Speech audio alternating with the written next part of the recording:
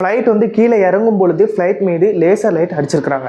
நம்ம இந்தியாவில் பொறுத்தவரை என்ன நடந்தாலும் ஒரு சந்தேக கண்ணோட தாங்க பார்க்க தோணுது. ஏன்னு கேட்டிங்கன்னா, ஜூன் 8 வந்து எனக்கு பர்த்டே. இன்னைக்கு எனக்கு 18 வயசு ஆயிடுச்சு. ஹாய் கைஸ், இன்னைக்கு நம்ம வீடியோவில் என்ன பார்க்க போகிறோம்னா பிக் அலர்ட். இன்னைக்கு பிக் அலர்ட் கொண்டு வந்து ஒரு விஷயத்தை சொல்லணும் அப்படின்னா அது எந்த விஷயமா இருக்கும்னு கேட்டிங்கன்னா, போக்குவரத்து துறையை பற்றி ஒரு விஷயம்தான். போக்குவரத்து துறை, அதாவது ஃப்ளைட்டில் போகலாம், நம்ம ட்ரெயினில் போகலாம், கப்பலில் கூட போகலான்னு வச்சுக்கோங்களேன்.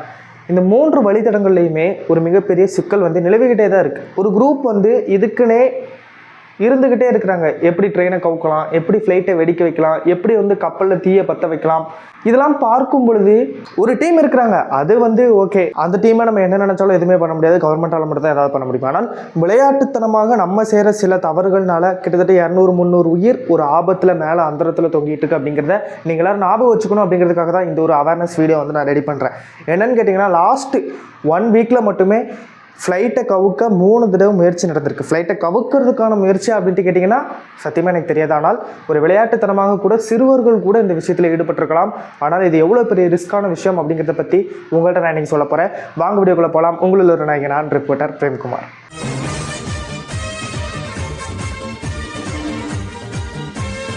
ஓகே, டைம் வேஸ்ட் பண்ணாமல் டக்குன்னு நான் வந்து பாயிண்ட்டுக்கு வந்துடுறேன். நேற்றைய தினம், அதாவது ஜூன் 10ஆம் தேதி அதிகாலையில் சென்னை விமான நிலையத்தில் ஃப்ளைட் வந்து கீழே இறங்கும் பொழுது ஃப்ளைட் மீது லேசர் லைட் அடிச்சிருக்கிறாங்க. இந்த லேசர் லைட் அப்படிங்கிறது ஃப்ளைட் மீது அடிக்கக்கூடாது அப்படின்னு சொல்லிட்டு பல தடவை அவேர்னஸ் க்ரியேட் பண்ணிட்டாங்க கவர்மெண்ட். ஆனால் இன்னும் யாரும் அதை கேட்குற மாதிரி தெரியல.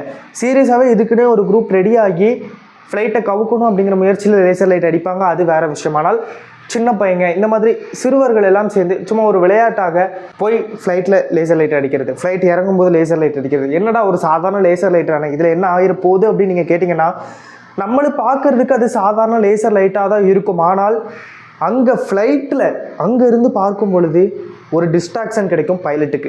இதனால பைலட் லேண்டிங் பாயிண்ட்டை மிஸ் பண்ணுறதுக்கான வாய்ப்புகள் நிறையா இருக்குது. பைலட் லேண்டிங் பாயிண்ட் எங்கன்னு தெரியாமல் தரை இறக்குனார் அப்படின்னா மிகப்பெரிய விபத்து நடக்கிறதுக்கான வாய்ப்புகள் 100% இருக்குது.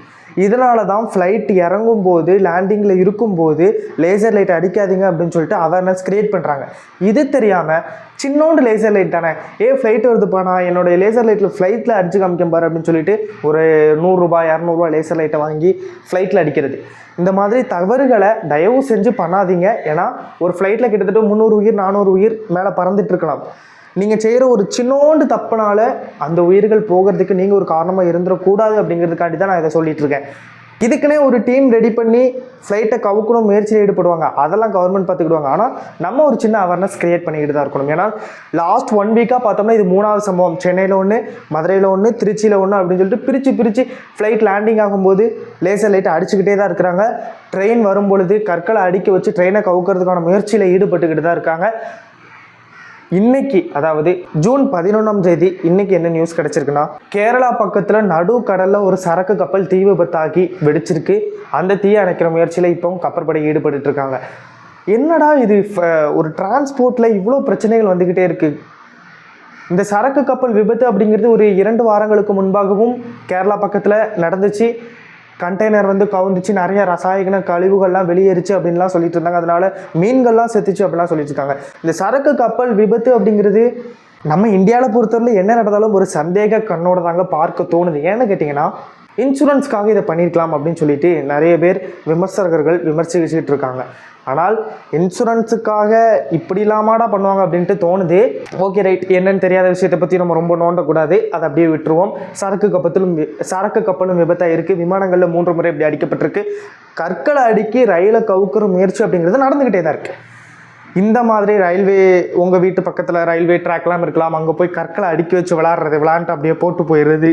ஏன்னா நம்மளாம் மனுஷங்க தான், கொடுத்துருக்காரு அறிவை கடவுள். அந்த அறிவை ஒரு நல்ல விஷயத்துக்கு யூஸ் பண்ணாமல் தேவையில்லாத விஷயத்துக்கு யூஸ் பண்ணாதீங்க அப்படிங்கிறதையும் நான் தெரிவித்துக் கொள்கிறேன். இன்றைக்கி இந்தியாவுடைய மக்கள் தொகை 146 கோடி எட்டியிருக்கு அப்படின்ட்டு நமக்கு நியூஸ் கிடச்சிருக்கு.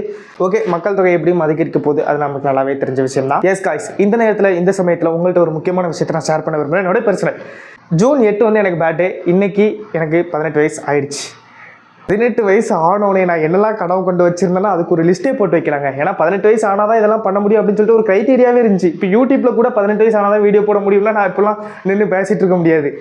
ஏன்னா இவ்வளோ நாள் வரை எனக்கு 17 வயசு தான் நடந்துட்டு இருந்துச்சு. இப்போ 18 ஜூன் 8 வந்தோடனே எனக்கு 18 வயசு ஆயிடுச்சு. ஆர்டிஓ போய் ஃபஸ்ட்டு லைசன்ஸை வாங்கணுங்க. ஏன்னா license traffic police versus Premkumar அப்படின்னு சொல்லிட்டு ஒரு மிகப்பெரிய ஸ்டோரி இருக்குது. அதெல்லாம் நான் உங்கள்கிட்ட தனியாக சொல்கிறேன். அப்புறம் பேங்க் அக்கௌண்ட் போய் ஓப்பன் பண்ணணும். அப்புறம் அதே மாதிரி நிறையா வேலைகள் இருக்குது. மைனர் அக்கௌண்ட், மேஜர் அக்கௌண்ட், மாத்திரம் நிறைய வேலைகள் இருக்குது. ஸோ இந்த ஒரு 18வது வயசில் நீங்கள் வந்து நிறைய பேர் கேட்டாங்க என்கிட்ட, நீ வந்து என்ன வந்து ஒரு இந்த வயசில் என்ன பண்ணலான் இருக்க.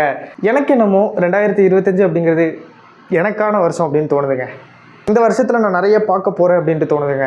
நிறைய பேர் சொன்னாங்க டீனேஜர்ஸில் தான் பையங்க வந்து கெட்டு போவாங்க, நிறைய குடிப்பழக்கத்துக்கு அடிமை ஆகிடுவாங்க, போதைப் பழக்கத்துக்கு அடிமை ஆகிடுவாங்க. நான் என்னுடைய லைஃப்பில் ஸ்டார்டிங்கில் இருந்தே ஒரு ரெஸ்ட்ரிக்ஷன் எடுத்தேன் அப்படின்னா எந்த விதமான போதைப் பொருட்களையும் கையில் எடுக்கக்கூடாது அப்படிங்கிற ஒரே ரெஸ்ட்ரிக்ஷன் மட்டும்தான். ஏன்னா இந்த இவ்வளோ சின்ன வயசுலேயே ஒரு பையன் வந்து போதைப் பொருட்களுக்கு அடிமையாகக்கூடாது அப்படின்னு முடிவெடுக்கிறான்னா அதுக்கு காரணம் அவங்களுடைய வீடாக கூட இருக்கலாம். எனக்கும் அதே ஒரு காரணம் தான் இருந்துச்சு. என்னுடைய அப்பாவை பார்த்து இனிமேல் இந்த பொருளை தொடவே கூடாதுடா அப்படிங்கிற ஒரு எண்ணம் எனக்கு வந்துச்சு. அது மிக சின்ன வயசுலேயே வந்துச்சு. அதை இன்னவரை நான் கடைபிடிச்சிக்கிட்டு தான் இருக்கேன். இனிமேலும் கடைபிடிச்சிக்கிட்டு தான் இருப்பேன். அதில் எந்த விதமான மாற்றமே கிடையாது. அதே மாதிரி நிறைய பேர் எங்கள் அம்மாட்டையும் போய் சொல்லியிருக்காங்க, உன் பையனை வந்து இவ்வளோ ஃப்ரீயாக விடாத. ஏன்னா எங்கள் வீட்டில் எனக்கு ஃபுல் ஃப்ரீடம். எங்கள் ஃப்ரெண்ட்ஸ் கூட போனாலும் போய்ட்டு சொல்லிடுவாங்க, படத்துக்கு போகணுமா போய்ட்டு வா, ட்ரிப் போகணுமா போய்ட்டு, எங்கே வேணாலும் போய்ட்டு வான்னு சொல்லிடுவாங்க. அவ்வளோ ஃப்ரீடம் எனக்கு கொடுத்ததுக்கு அந்த ஃப்ரீடம் நான் கரெக்டாக யூஸ் பண்ணியிருக்கேன் இன்னொரு வரும் அப்படின்னு நினைக்கும்போது ரொம்ப பெருமையாக இருக்குது. நிறைய பேர் சொன்னாங்க, உன் பையன் வந்து போச்சு அவ்வளோதான், இவ்வளோ ஃப்ரீயாக விட்டா அவன் வந்து என்ன வேணால் பண்ணுவான், பைக்கு கொடுத்துருக்க, என்னெல்லாமோ சொன்னாங்க. ஆனால் எதையுமே காதில் வாங்காமல் எங்கள் அம்மா வந்து என்னை நம்பினாங்க. அதே மாதிரி அந்த நம்பிக்கையை நான் இன்ன வரை காப்பாற்றி கொண்டிருக்கிறேன் அப்படின்னு நினைக்கும் போது ரொம்ப சந்தோஷமாக இருக்குது. இந்த ஒரு 18வது வயசுலையும் நான் சொல்கிறேன், கண்டிப்பான முறையில் நான் இனிமேலும் அதை காப்பாற்றுவேன். நம்ம மேலே யார் வச்ச நம்பிக்கையும் நான் உடச்சி எறிய மாட்டேன் அப்படிங்கிறத மட்டும் நான் சொல்லிக்கிறேன். அவ்வளோதாங்க இந்த வீடியோவில் கொஞ்சம் கண்டென்ட்டு கொஞ்சம் என்னுடைய பிரச்சனையை உள்ள எழுத்து போட்டேன். இனிமேல் நீங்கள் தமிழ்நாட்டிலும் இந்தியாவில் நடக்கிற நிறைய விஷயங்களை தெரிந்து கொள்ளணுமா, நிறைய விஷயங்கள் உங்களுக்கு தெரியாமல் இருக்கா, don't worry guys, Premkumar is here.